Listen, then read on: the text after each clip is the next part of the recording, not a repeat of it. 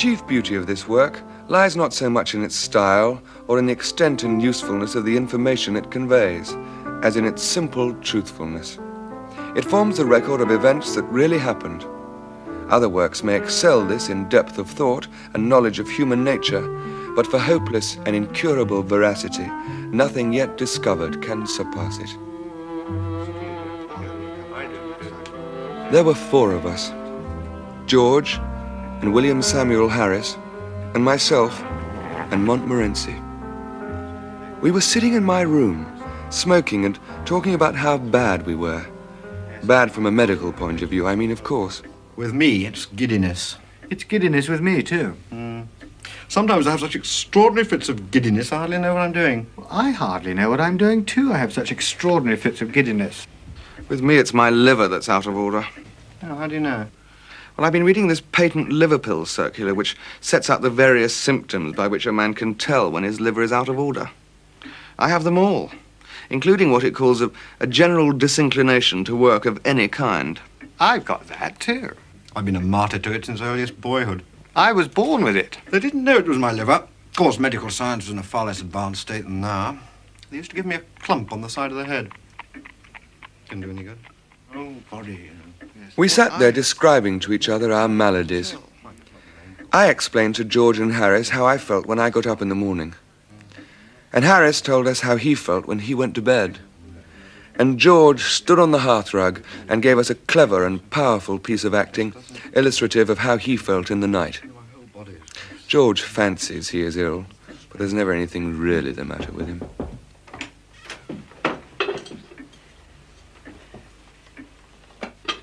Mrs. Poppins. Supper? I suppose one should try. A cousin of mine, who is usually described on the charge sheet as a medical student, once told me that something in the stomach often keeps disease in check. Steak and onions and rhubarb pie.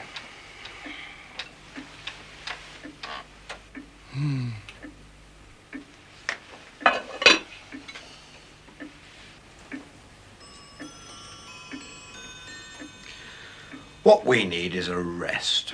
Rest and a complete change. Leave the 19th century behind. Seek out some quaint, forgotten nook, far from the madding crowd, half as old as time. What we need is a sea trip. No. I remember once... Not now, old chap. Why don't we go up the river? Fresh air. The changing scene will occupy our minds, including what there is of Harris's, and the exercise will make us sleep well. I agree. I think it a very sensible idea.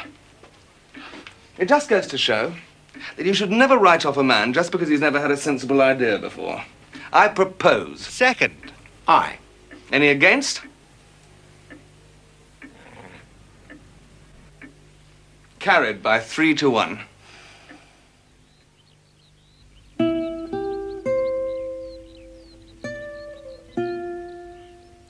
The Thames, couched in that green and golden valley, winding and whispering, singing of strange old tales and secrets as it flows under the fair canopy of England's sky through England's history.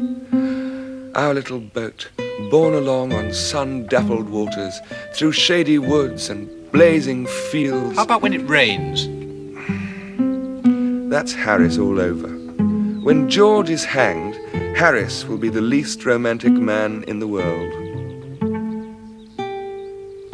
We had arranged that George, who goes to sleep at a bank from 10 till 4 every day except Saturday, when they wake him up and put him outside at 2, would join us when we got up the river to Shepperton.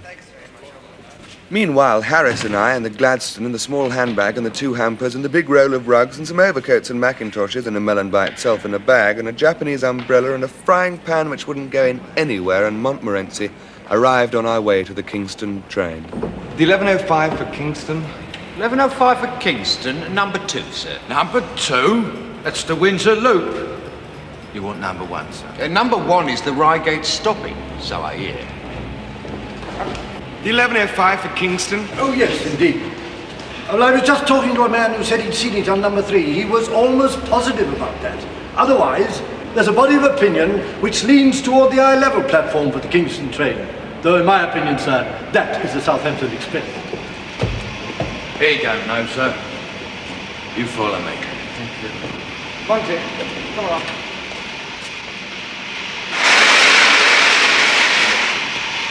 I'm sorry to trouble you, but are you the 11? The 11:05 for Kingston? Couldn't rightly say. I might be, and then again I might not be. If I'm not, I'm the 932 for Virginia Water or the Guildford Local.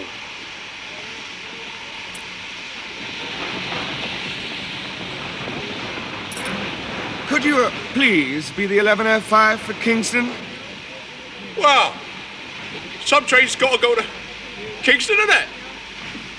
Thank you very kindly, sir. 11:05 for Kingston it is. Thank you very much. This is the Exeter Mail, apparently. Well, it might be. Then again, it might not.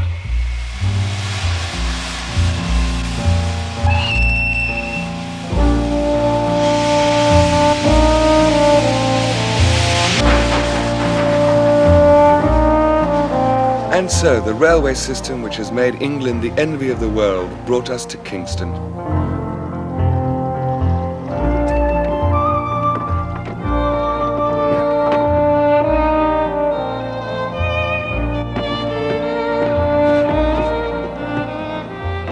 And at 12 o'clock, with our luggage stowed and Montmorency unhappy and deeply suspicious in the prow, out we rode onto the waters which were to be our home. We hoped up as far as Oxford, though the possibilities for digression along the Thames are infinite. We had barely started when Harris was minded to inquire whether I had ever been to Hampton Court Maze. Ever been to Hampton Court Maze, Jerome? No. Harris said he went in once to show a country cousin the way. He had studied it up on a map. We'll just go in so you can say you've been, but it's very simple. Absurd to call it a maze, really. We'll walk around for 10 minutes and then go and get some lunch, all right?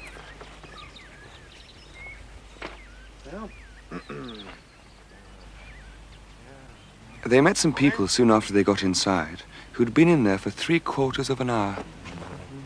Morning. Want to get it over with? You can follow me if you like. I'm going in and coming out again. That's very kind of you, sir. Everybody's welcome. Just keep turning to the left. Thank God you've come, sir. We're just about living up hope, sir. This way. And bit by bit, they picked up all the people who were in the maze, including a woman with a baby who had been in there all morning and insisted on taking Harris's arm for fear of losing him. Turn left, round here. Round here. This way. Harris kept turning to the left. This way.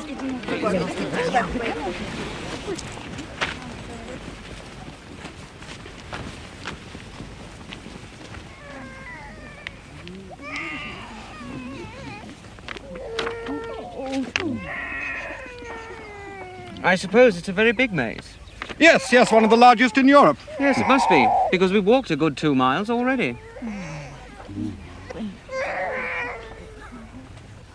This way.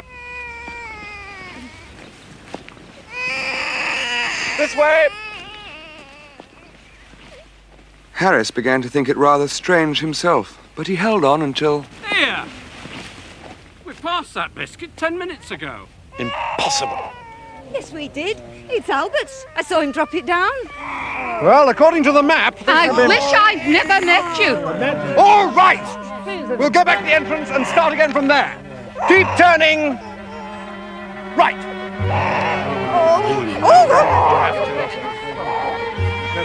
And so, after turning right a good deal, he found himself...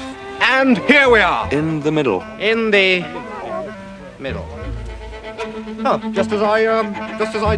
Harris thought at first of pretending that that was what he had been aiming at, but the crowd looked dangerous, and he decided to treat it as an accident and set off once more towards the perimeter. All right, keep going. Keep to the right. Come on there, keep to the right. Keep going right. And finally, right again. And here we are. Albert and I will stay here. You go on. Madam, I advise you to follow me. We're all right. You can pick us up on your next time through. You silly old baggage. Yeah. Who do you think you're talking to? All right. Anyone who wants to stay here for the rest of the day is welcome. I'm going home now. The optimists of the party kept dwindling faith with Harris. The pessimists remained in the middle and were swiftly vindicated. Harris got his map out again, but the sight of it seemed to infuriate the mob. They told him to... Go and curl your hair with it! And to... Go and stuff it! Away somewhere. You monster! You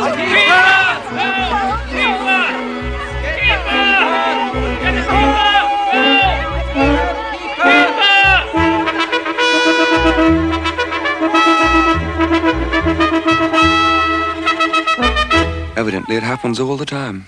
It really is an awfully good maze. Hmm. You must try and get George into it on the way back. Good idea.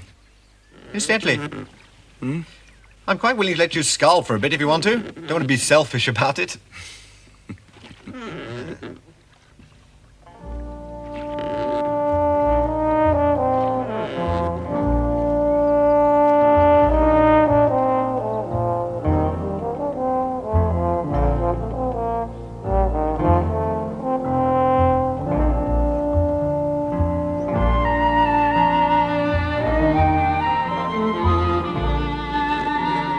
Put in here a while, Joe. Here? Why? It's Hampton Church. I want to see Mrs. Thomas's tomb. Who's Mrs. Thomas? How should I know? She's just a lady who has a funny tune. I know it's supposed to be the proper thing to do. Every time you see a church, to rush off and enjoy the graves. I don't hold with it as a form of recreation. Anyway, we haven't got time. I have looked forward to seeing Mrs. Thomas's tomb since the moment this trip was proposed. In fact, I wouldn't have come but for the thought of seeing Mrs. Thomas's tomb. This is just morbid extravagance. I'm sorry. What about the Scold's Bridal at Walton Church? I must see the Scold's Bridal. We have to get the boat up to Shepperton by tea time to meet George. Oh, hang George! Why couldn't he get the day off? What use is a bank anyway? They take all your money when you want to write a cheque, it's refer to drawer. Damn nerve. I'm going to withdraw my account. I'm going to get out and have a drink.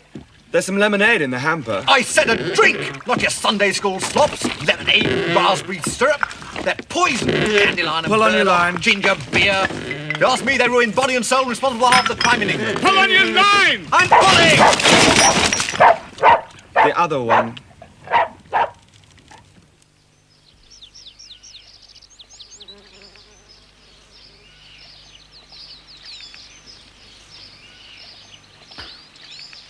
I say, this is the life, isn't it? Rather Sorry if I was a bit touchy back there. touchy? When? Wasn't I a bit touchy about George and Mrs. Thomas? Were you? I didn't notice. Hey, kind of you to concern yourselves, eh? Not at all. Good egg.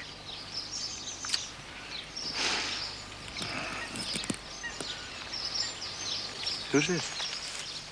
Do you know you gents are trespassing? What does he say? He wants to know if we know we're trespassing. I'm not sure I've given the matter sufficient consideration. We haven't given the matter sufficient consideration. But, if you give us your assurance that we are indeed trespassing, we would without hesitation believe it. Well, I tell you are trespassing. He says we are. Ah. Thank you. Thank you very much. I'm supposed to throw you off. What does he say? He says it's his duty to throw us off. Oh, well, if it's his duty, he ought to do it. Does he say how he intends to go about it?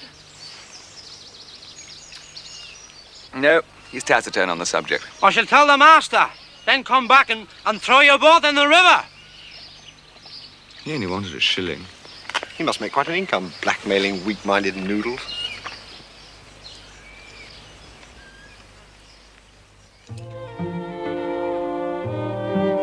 Walton is quite a large place for a riverside town, but only the tiniest corner comes down to the water. Caesar, of course, had a little place at Walton, an entrenchment or a camp or something of that sort. He was a great upriver man, was Caesar. And Queen Elizabeth was there too, and Cromwell. They made a very odd trio. People used to comment when they went on picnics.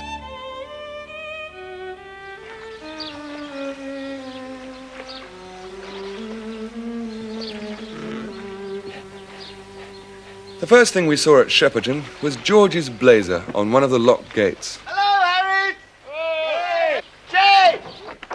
And closer inspection showed that George was inside it. What's that? A frying pan? No! They're all the rage up the river this season. Everyone's got one. It's a banjo. I never knew you played the banjo. Well, not exactly, no. But it's very easy, they tell me, and I've got the instruction book. Good.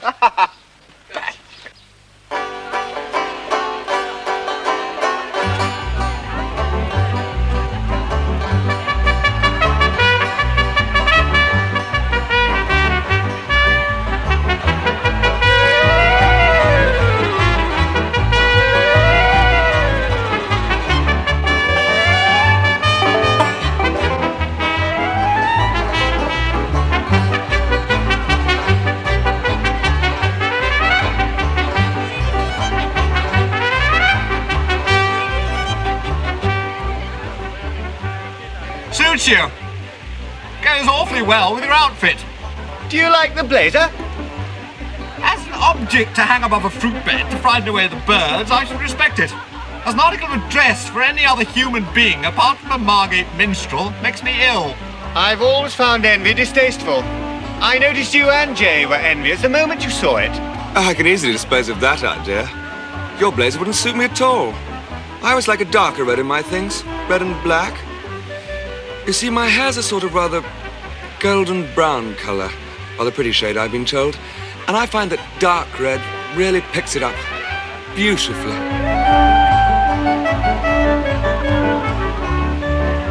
I always stick to yellows and browns. My eyes have an unusual kind of hazel glint. Rather mysterious, has been remarked.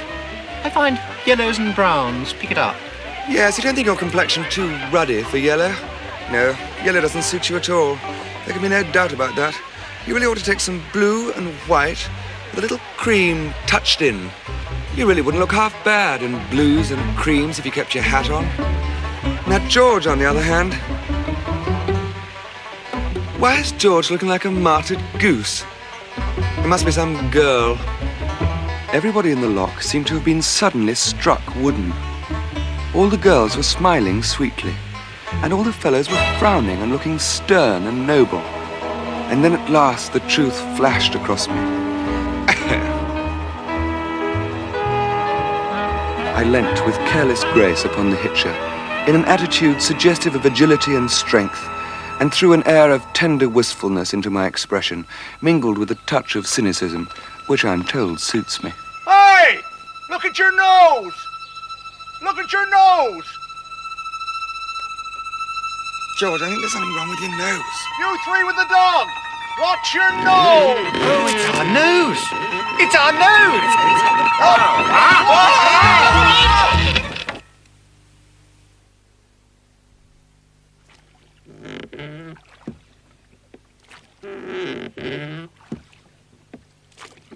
It was Jay's fault. That's Harris all over, too. He always reminds me of... Not now, Jay.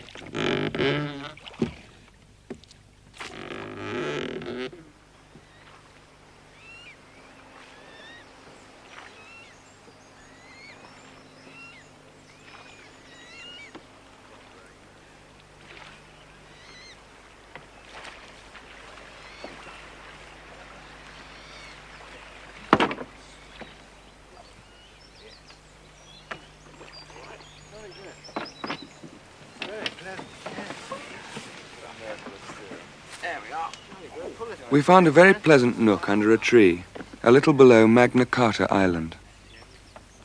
And with hardly any difficulty, prepared the boat for the night.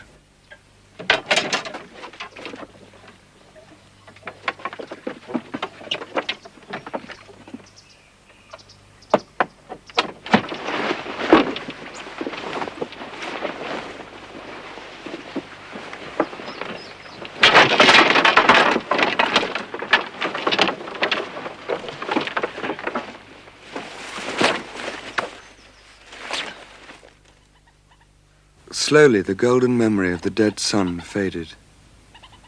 The birds ceased their song, and only the plaintive cry and harsh croak of the moorhen and the corncrake stirred the awed hush around the couch of waters where dying day breathed out her last. Night upon her sombre throne folds her black wings above the darkening world, and from her phantom palace holds sway and stillness. Two lovely black eyes. Oh, oh, what a surprise. Surprise. Oh, what a surprise.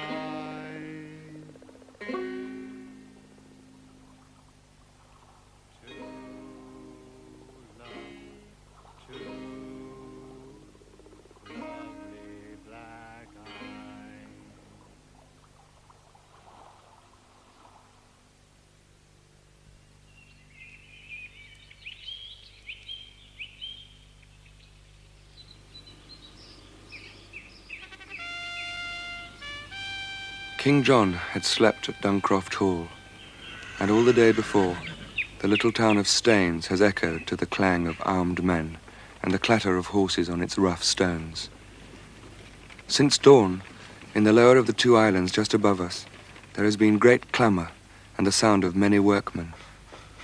In the great pavilion brought there yester-eve, carpenters are busy nailing tiers of seats, and up the slope of Cooper's Hill are gathered the wondering rustics and curious townsfolk, and some say that much good to all the people will come from this day's work.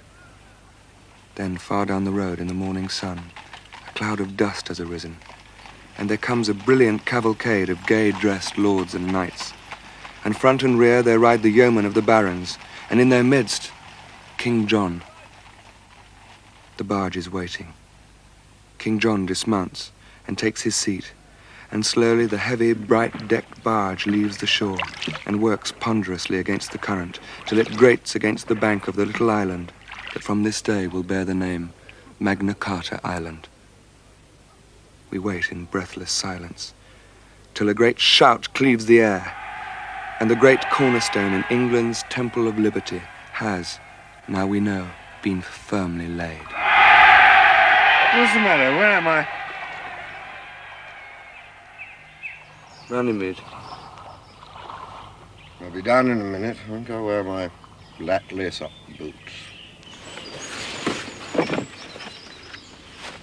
Oh!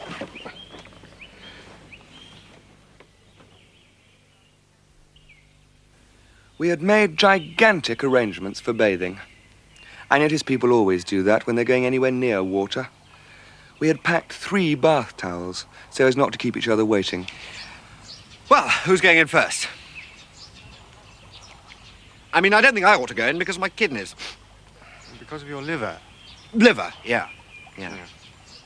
Yes, well, I don't think I ought to go in because of my liver, too. Right.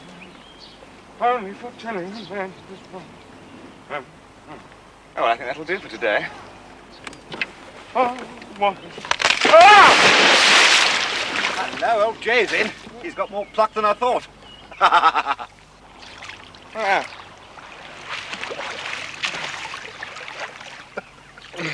Hey, is it all right? It's lovely. Lovely. Wouldn't have missed it for worlds.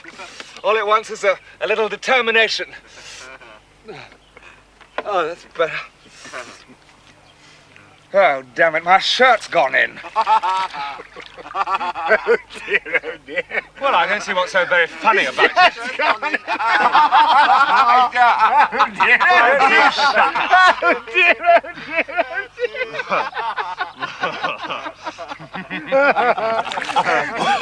How are you going to get it out? It's not my shirt. It's not. It's yours. No! Silly! George is very dense at seeing a joke sometimes. He says I did it on purpose, which of course I did not. Yes, you did. No, I didn't.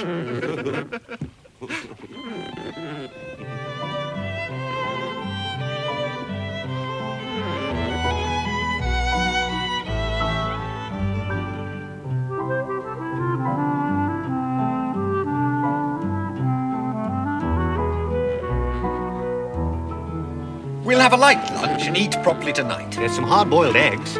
Jolly good. And the cold beef? We can start with the potted shrimps or the dressed crab. Or a little of each. Or a little of each and bread and butter. And some tomatoes. And finish off the ham. Followed by a bit of cheese. Or the tin pineapple. Or the tin pineapple. Followed by a bit of cheese. You're all at 6s and 7s. When I say dip, dip. Dip! Oh! Oh! Good God! Auntie. The thought of lunch soon set the world to rights. But it was not to last. There occurred a most depressing and tragic setback to our equanimity. It was Harris who first realized the situation. We forgot mustard. What? No mustard. Cold beef without mustard? You hardly ever have mustard. Well, that's why it's such a blow. You have mustard habitually and thoughtlessly. You hardly know you're having it at all. But when I want mustard, I want mustard. This is what comes of filling the boat up with lemonade and bath towels and all that useless clutter. I knew it was a mistake to have come. We didn't forget the tin pineapple, did we? What? Oh, pineapple. Pineapple, first rate. Let's have it open. Right. That's a bit better.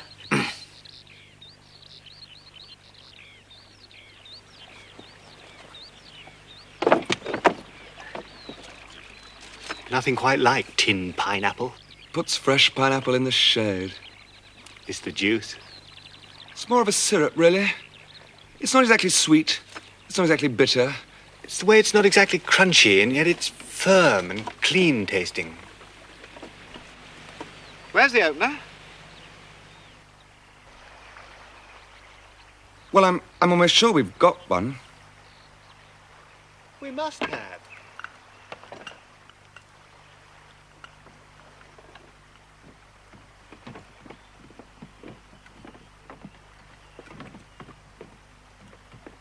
You were supposed to bring it. It was supposed to be in here with all this lot.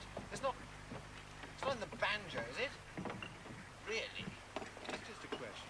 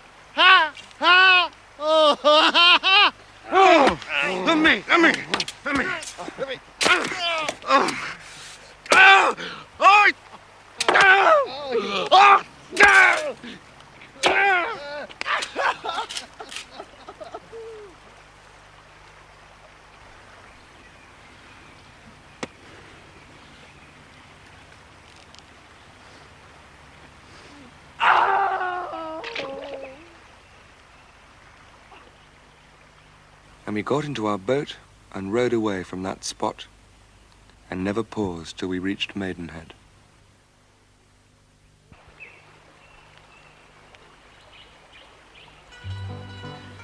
Maidenhead is a town of showy hotels, a snobbish place for the river swell and his overdressed female companion, patronised chiefly by dudes and ballet girls. The London Journal Duke always has his little place at Maidenhead, and the heroine of the 3-volume novel always dines there when she goes out on the spree with someone else's husband. Maidenhead, too, is the witch's kitchen which harbours that deceptively charming demon of the river, the steam launch.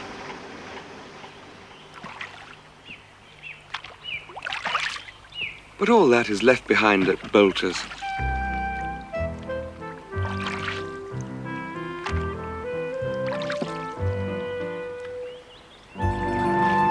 Between Bolter's and Cookham locks is perhaps the sweetest stretch of all the river. Cliveden woods still wore their dainty dress of spring and rose up from the water's edge in one long harmony of blended shades of fairy green. It always makes me feel, I don't know, it makes me feel... Like a drink. It makes me feel like a drink too. Yes. It's the exercise, the fresh air. It's the rowing, the breathing. Yes. All that fresh air and exercise. It makes me feel as though I've got... Yes. It makes me feel as though I've got... a bit of wind. That's it. I've got it too. I've been a martyr to it from earliest boyhood. I was born with it. No, Harris, a breeze. Hmm? Oh, good heavens.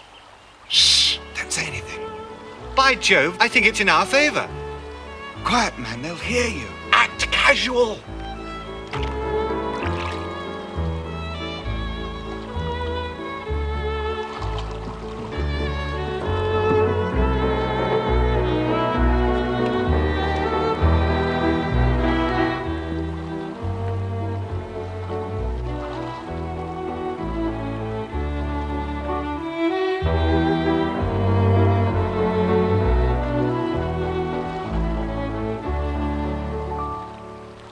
We had spoken too soon, or too loudly. Or perhaps they had spotted George's blazer. Or they were having sport with us, as flies to wanton boys. Luff to leeward, idiot. Why are you taking the sail down? Tack. Watch the trees. Luff.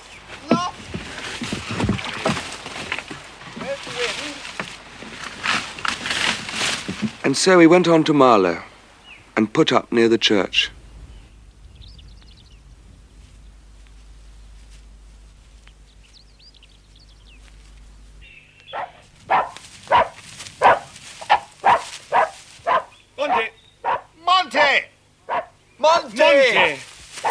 Marlow is one of the pleasantest river centres I know of, with many quaint nooks and corners. William the Conqueror seized it to give to Queen Matilda ere it passed to the Earls of Warwick. Percy Bysshe Shelley lived a year in Marlow in 1817, and here wrote The Revolt of Islam, with its touching dedication to his wife. So my summer task is ended, Mary, and I return to thee, my own heart's home. The toil which stole thee so many an hour is ended, and the fruit is at thy feet. Sorry. There are lovely walks round Marlow. Hard by is grand old Bisham Abbey. There is a secret room high up in the thick walls. And a ghost. That of Lady Hobby, who beat her little boy to death for not doing his homework properly.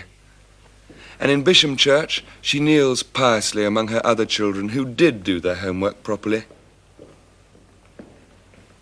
Except for one, who did not live to walk to school.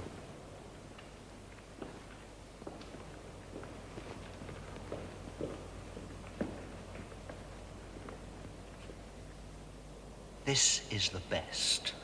I mean, this is the finest tomb. In many years of viewing memorials, in my entire experience of collecting tombs. Can we go out now?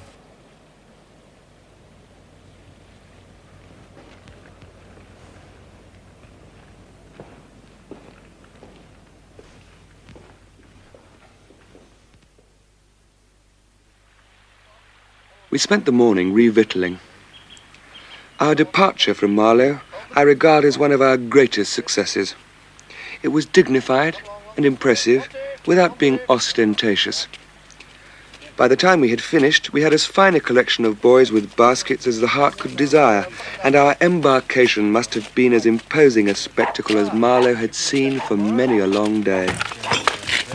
Where's the bread? Just put the bread just alongside Drinks the here, Harry. Where do you want these? Drinks, yes, drinks up the front there. We'll put the drinks in first, then we can put things on top of them, I think. Where are the pies? Let me see, sir. Was yours the steam launch or the houseboat?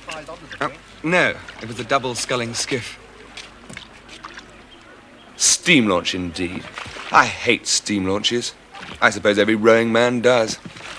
I never see a steam launch, but I want to lure it to some lonely part of the river and there strangle it.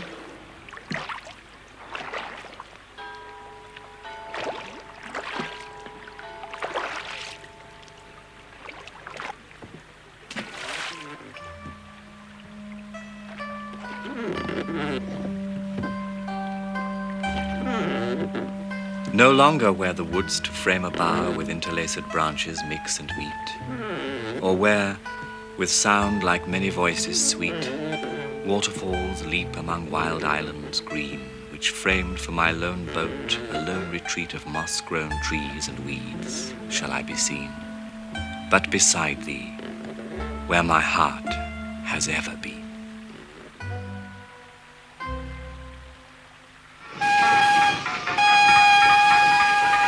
Steam launch coming. God.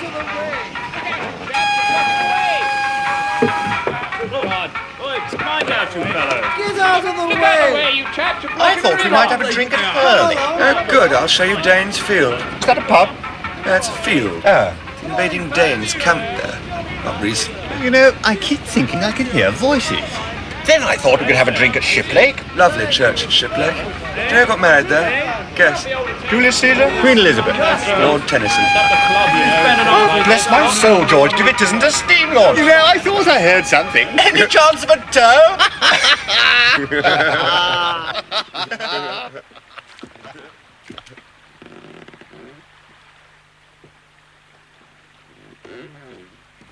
Medmenham Abbey once sheltered the notorious Hellfire Club. It stands on the site of a Cistercian monastery of the 13th century. The monks wore rough tunics, ate no fish, meat or eggs, rose at midnight for mass, and passed the day in total silence, a mode of life which might, if not overdone, be a benefit to some of us, especially Harris, who not only eats fish, meat and eggs at every opportunity, but often talks at the same time. Why isn't the kettle on, George?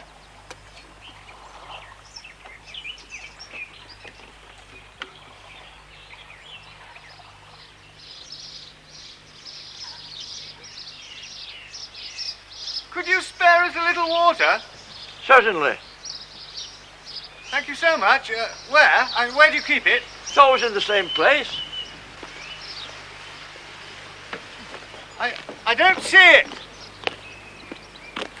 Has it gone then?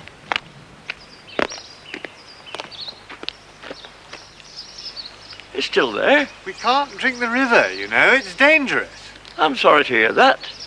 I've been drinking it myself for the last 15 years. It's all right if you boil the water. Are you sure? Oh, yes. The germs are killed by the boiling.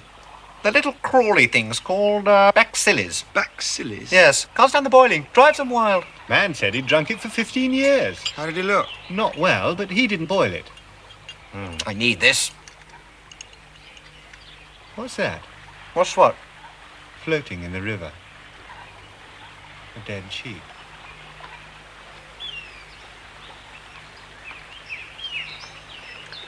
I don't want any tea. No, nor me. Just a habit, really. Not really thirsty. I've already had some. Do you think I'll get typhoid? Well, you'll know in a week or two. I should look up the symptoms when you get back to London. Oh, no, I daren't do that. That would be fatal. I remember once looking at a medical dictionary to read up the treatment for hay fever. Not now, old chap. And I began to study diseases generally. I turned to some devastating scourge or other, and before I had glanced half down the list of premonitory symptoms, it was borne in upon me that I've got it. In despair, I turned over the pages, came upon cholera, and discovered... Cholera? That I'd got that too. I must have had it for months without knowing. Beginning to get interested in my case, I decided to go at it systematically. I started at ague, which I was relieved to find I had only in a modified form and might live for years. Bursitis, gout, impetigo, and mumps I had evidently had since boyhood, and by the time I had plodded through to zymosis, the only malady I could conclude I had not got was housemaid's knee.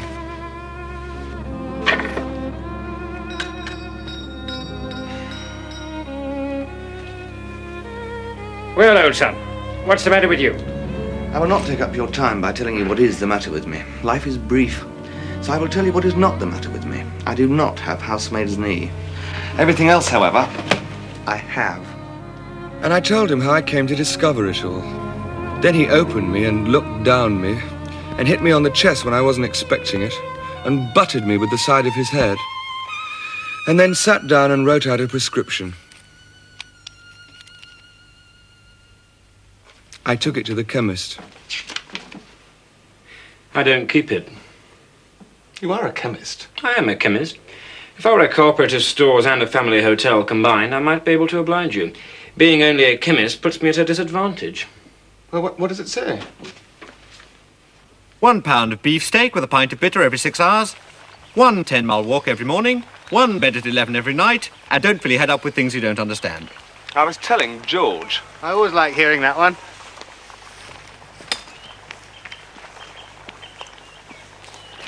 Have you ever done an Irish stew? Well, not exactly, no, but it's very easy. You just put in anything you want. See, it's a grand way of using up all the odds and ends. Bit of bacon, vegetables, eggs, tinned salmon. In fact, anything that comes to hand.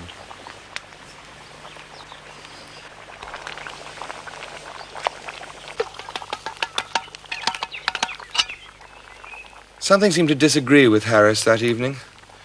Perhaps it was being on an island, or not being used to the high living which upset him. For myself, well, I don't know when I've ever enjoyed a meal more. Jolly good. A bit rich. So give me a bit of a tippy jummy. Who's for a drink and a stroll? How about you, Harris? Harris said he'd row us over and stay behind on the island to settle his stomach, as he put it, with a toddy or two. Might have a little drink, settle my stomach. You won't fall asleep, will you? And so George and I went for a mooch around. Must tell Harris we saw a church. And a pub. Very nice pub. It was the best. The finest. I mean, in all my years of visiting pubs, in my entire experience of bending the elbow... He's a card, old Harris. Harris! Harris! It had been arranged that we were to shout when we returned, and Harris would come over from the island to fetch us. Harris! Harris!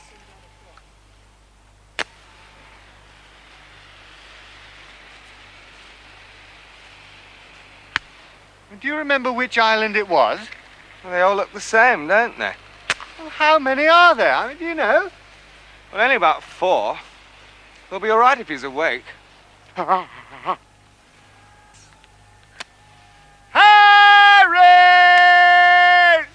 Harris! Harris! Harris! Harris!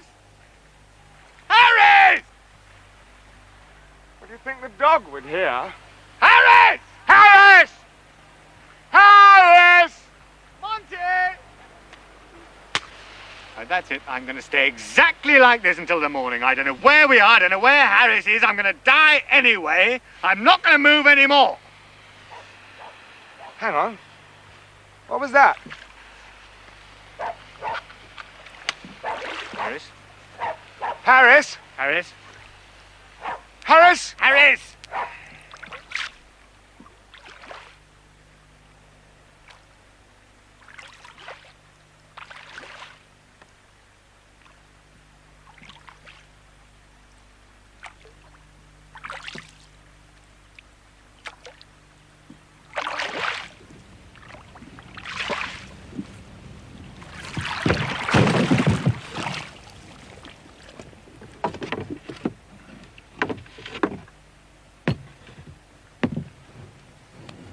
What's the matter? He's asleep. What happened to you? Swans. Swans? I had to fight them off. There are 8 of them, all around me. How many? Terrible battle. Fighting 14 swans. How many? 18. Fought them for 3 hours with the oar. Can you imagine it? Fighting 32 swans? You said 18 just now. No, I didn't. I said 12. Think I can't count?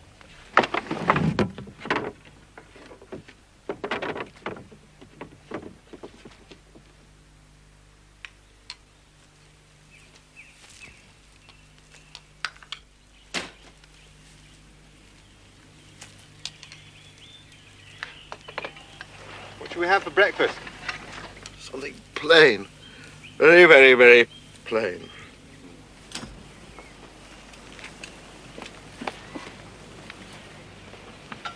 What was all that last night about swans? What swans? Never mind.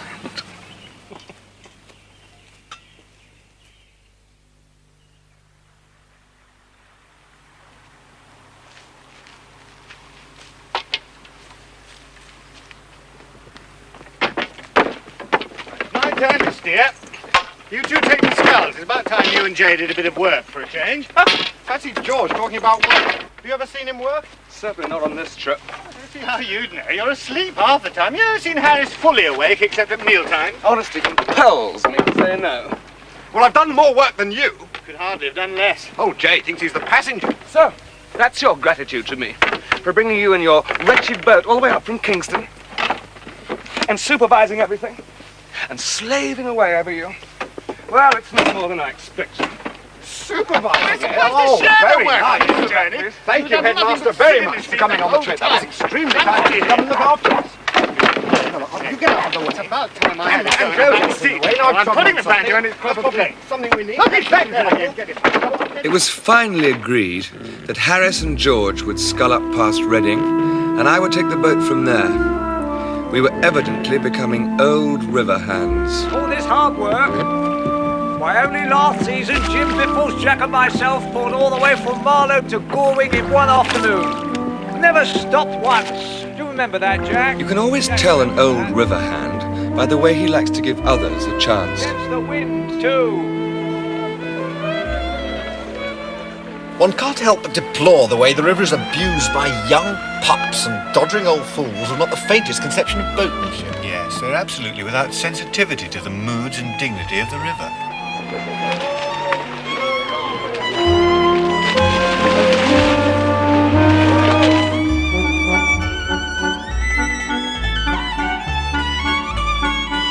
Not to mention spooning nincompoops who think the place is some kind of floating tea dance.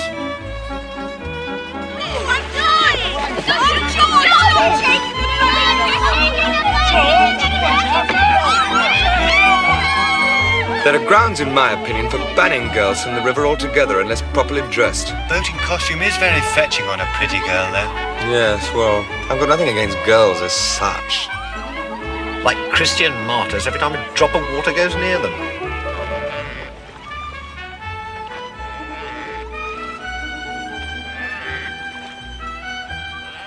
They're awfully useful on picnics. No, they're not. Ask them to wash a plate and it's as though they've been asked to pick rags on a corporation tip. No, you have to be firm with them. Get them to hitch up their skirts. What do you think you're doing? God save us and London landlubbers. You shouldn't be allowed in the river. Once a year, I never heard of such a thing. Get out of the way. Look, I say my mind is Scarlet. Well, I mean, it's really ridiculous. You don't know what you're... Thank you very much. Thank you.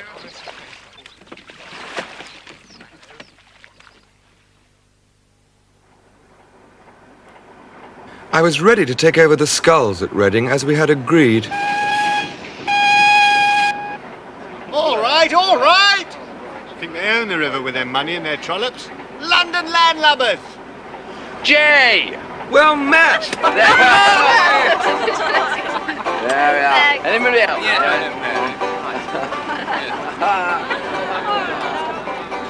I say, this makes a nice change. I prefer it myself to rowing.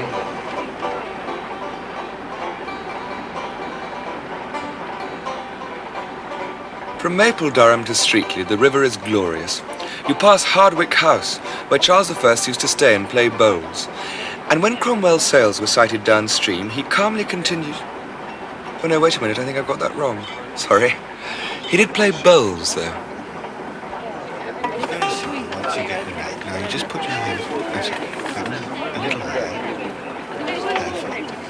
Perfect. Now this is the clay. This is strong.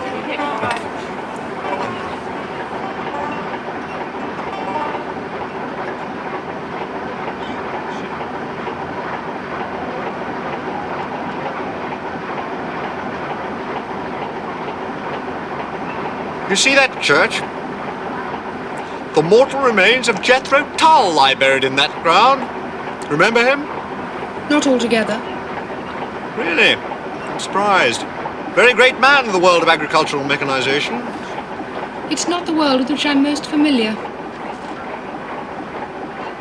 George, the inventor of the seed drill lies yonder. Good heavens. That's it. This is my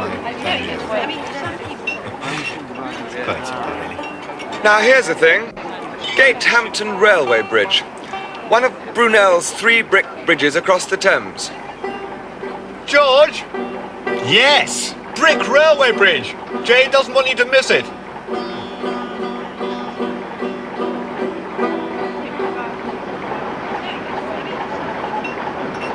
Goring Gap. Very interesting. Many years ago, the Chilterns and the Berkshire Downs formed a continuous ridge across here. Which is the interesting part? And above Goring, there was a huge lake with the river flowing in the opposite direction. I suppose it was old Brunel who had it all changed for his railway, was it? No, you fool. I mean millions of years ago. I think I'll go and talk to George.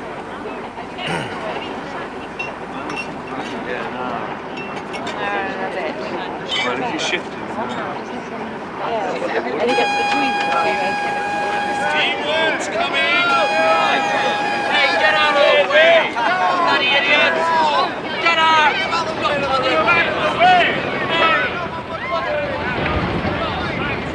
It's really most annoying the way these wretched little boats get in one's way. Something ought to be done about it.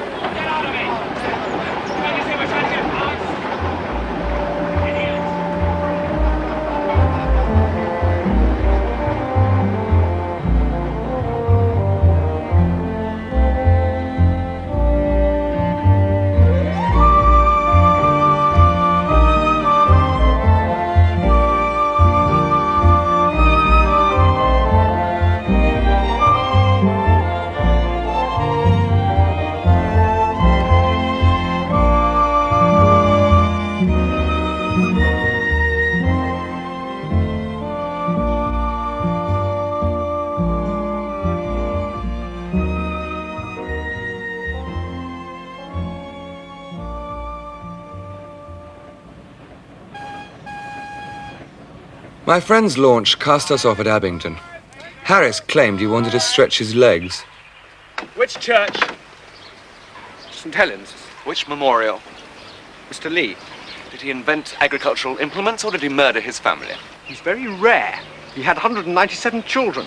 Well, you'll find very much better at Oxford if you put your back into it. What? We are sick to death of walking around obscure tombs. You're so interesting. What do I think about it? And although it had been agreed that I would take the boat up past Reading, and here we were at Abingdon, 2 weeks of this stuff. I want to see something else.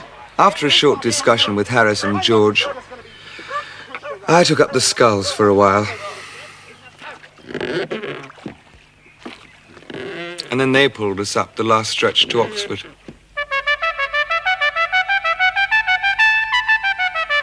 Which is on the whole more attractive than Cambridge to the ordinary visitor, and the traveller is therefore recommended to visit Cambridge first, or omit it altogether if you cannot visit both.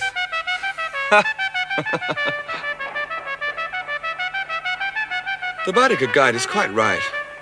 I am an Oxford man too. I mean, in spirit. but for circumstance,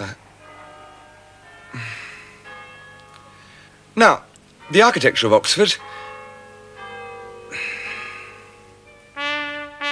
Another thing about Oxford is that it offers a judicious proportion of congeniality, cultural tradition, and cloistered contemplation, which sustains many people at Oxford for as much as 3 years, and prepares them for the harsh realities of the outside world.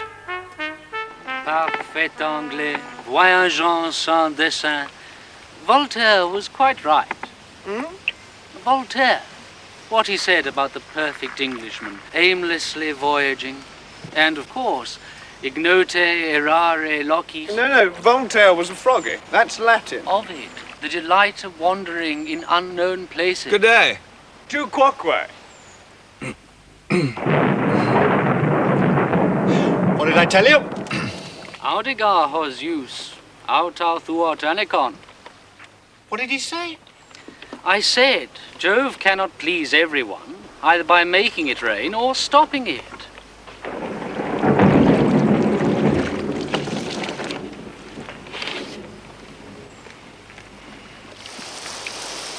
And Matthew Arnold's sweet city with her dreaming spires became decidedly wet. More like streaming spires. Matthew Arnold is dead. It was in the paper. I never read him. But we got to Oxford. Absolutely. Why did we? What? Can we go now? Downhill all the way now. I don't mind a bit of rain. I like to see the river under all its different aspects. Can't expect sunshine all the time, you know. Nature is beautiful even in her tears, eh, George?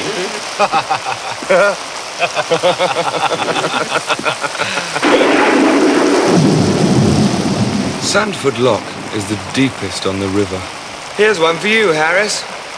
Sandford Lock. 2 men drowned just here. Without leaving their boat.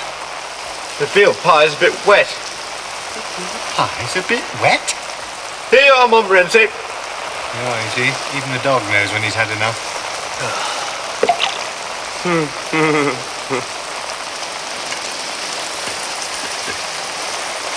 When I get back to London, I'm going to have some whitebait, a cutlet, a piece of Stilton. No. I'm going to have some pate. No.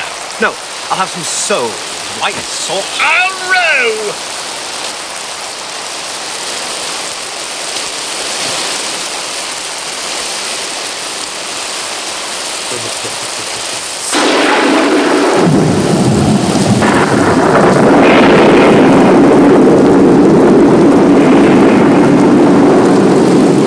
One thing we all agreed upon from the beginning was that we would go through with the job. It's not a job, it's a holiday. And we agreed that we would go through with it. No, I'll start again. First, smoked trout, followed by mutton with capers. Shut up! I knew a man who came upriver 2 years ago, slept out in a damp boat on just such a day as this, and it gave him rheumatic fever. 10 days later, he died in agony. Yes, I had a friend once who'd been in the volunteers. He spent a wet night under canvas down at Aldershot. When he woke up in the morning, he was a cripple for life.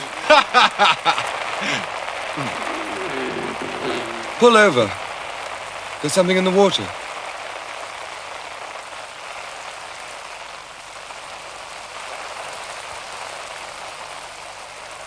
It was the dead body of a woman. It lay lightly on the water, and the face was sweet and calm. Of course it was the old, vulgar tragedy. She had loved and been deceived, or deceived herself. She had wandered about the woods by the river's bank, and finally stretched out her arms to the silent stream that had known her sorrow and her joy. And the old river had taken her into its gentle arms, and had laid her weary head upon its bosom, and had hushed away the pain. God help her, and all other sinners, if any more there be. Only for telling the man he was wrong. Two lovely black eyes.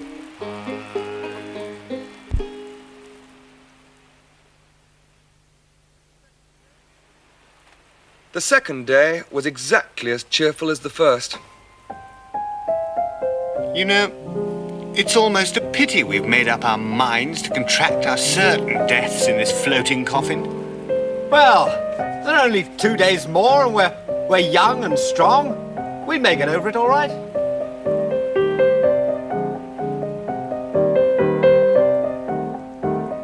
You know, there's a train that leaves Pangbourne Station every hour, which would get us home comfortably in time for a chop, and then on to the Alhambra, Leicester Square. Well, Jay? Well, that reminds me of a very funny story that happened to a friend of mine. I'll get the bag out. Just a moment. Did you say the Alhambra? We did. Preceded by a little French dinner somewhere? Just so. With perhaps a bottle or two of Burgundy? Undoubtedly. Well, why didn't you say so? Now, George, I'll do the packing. You sort out where we can leave. And so I brought our expedition safely home. Or near enough. We deceived the boatman at Pangbourne. We left the boat and what it contained in his charge, with instructions that it was to be ready for us at 9 in the morning. If anything unforeseen should happen to prevent our return, we will write to the hotel with instructions. Thank you very much. Come, won't you?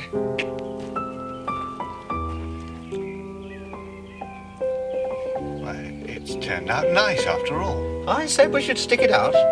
Should we go back then? Keep going, George. Goodbye, Thames. Yes, it's not a bad old river. Come on, Montmorency.